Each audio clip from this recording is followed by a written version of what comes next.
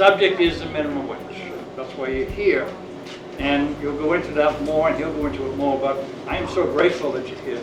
We're gathered here today to listen to the U.S. Secretary of Labor, Seth Harris, and he's talking about the President's proposal to raise the federal minimum wage from $7.25 to $9. And we're excited because it's really raising the issue of folks who really make the minimum wage and their struggle to have a living wage in order to survive and take care of families.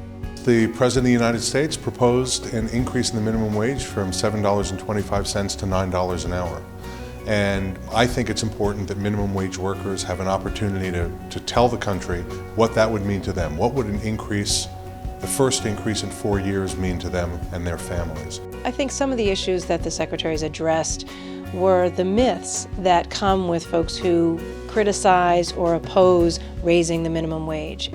If you raise the minimum wage, a lot of people are going to lose their jobs. The typical minimum wage worker is a teenager in high school, and they're just going to take this money and spend it at the mall. This is frivolous money. They don't need it. Now, the stories I'm going to hear from all of you all in just a minute, I would guess, are going to prove that wrong.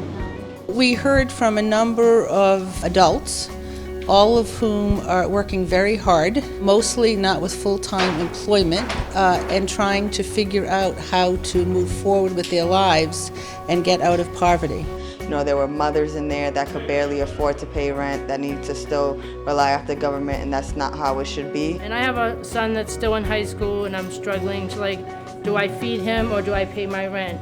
Even if I was working, you know, like at a Burger King or something, making $8 an hour, that wouldn't be enough.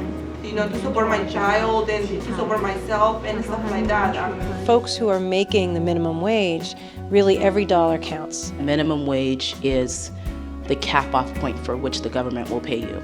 I think living wage is what it takes to survive. The meeting today at ABCD was terrific because it gave me the opportunity to hear from a large group of workers who are living this experience.